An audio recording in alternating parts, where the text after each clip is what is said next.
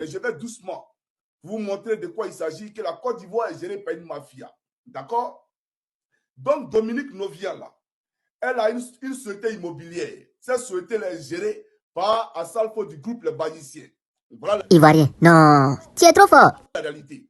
Et quand Bakongo casse toutes les maisons là, c'est cette société-là qui rachète tous ces terrains-là, d'accord? Et on fait croire aux Ivoiriens qu'on est là pour rénover, pour faire la paix, pour faire le développement, etc., etc. Mais je vais approfondir ça plus tard avec des preuves documentaires à l'appui, avec le nom de la structure, pour que les gens comprennent de quoi il s'agit véritablement. Alors, ce monsieur-là, aujourd'hui, est gouverneur du district d'Abidjan, parachuté par Draman là-bas. C'est lui qui parle ici du président Gbagbo Laurent.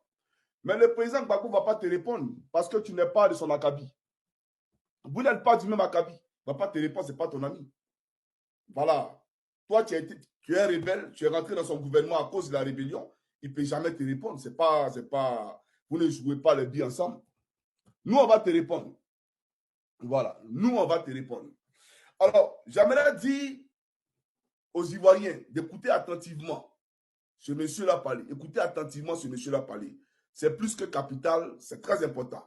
Parce que nous sommes dans une année électorale. Et notre devoir à tous, nous avons pour obligation et surtout pour devoir moral de bouter hors de notre pays ces imposteurs qui ont pris notre pays en otage, qui ont précarisé la vie des Ivoiriens. Aujourd'hui, le pays est privatisé et c'est un fait. Alors, on va l'écouter sans plus tarder. Et bien entendu, après, je vais commencer la vidéo. Alors, je vous passe ici, M. Bakongo. C'est parti.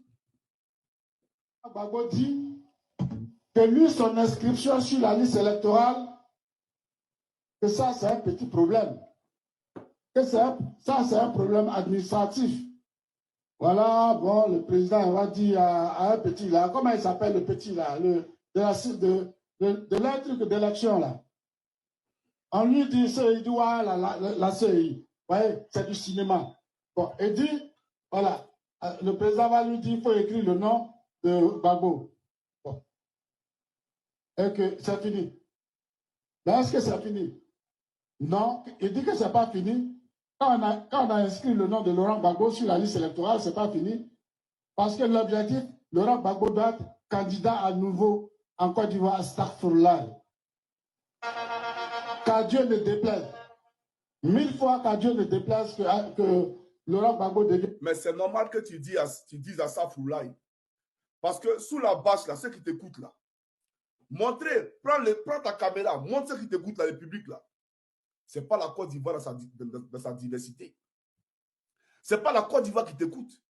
C'est un groupement d'individus qui vient de ta tribu là. C'est eux qui t'écoutent. Sinon, ce n'est pas aux Ivoiriens que tu t'adresses. Ce n'est pas à nous que tu t'adresses.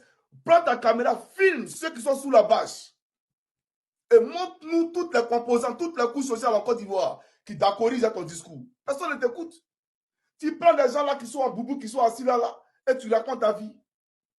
Mais merci, il faut poursuivre parce que c'est que ta sortie que tu as faite là, ça permettra aux Ivoiriens de comprendre dans quoi on est et où on va véritablement. Et qui sont ceux qui sont à la tête de notre pays. C'est surtout ça. Voilà pourquoi il te répond. Poursuivons. À nouveau président de la République, même pour 5 ans, il dit 5 ans, on ne va même pas lui donner un jour. D'accord, on ne va pas lui donner un jour, on a compris. On a compris. Ça veut dire en réalité parce qu'à la CPI, vous avez dit on gagne ou on gagne là. C'était de la barbarie. C'était de la sauvagerie comportementale.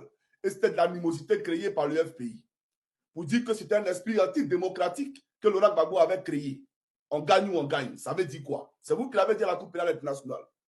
Mais quand toi tu dis ici qu'on ne va même pas lui donner un jour, ça veut dire quoi? C'est toi qui es le président du Conseil constitutionnel.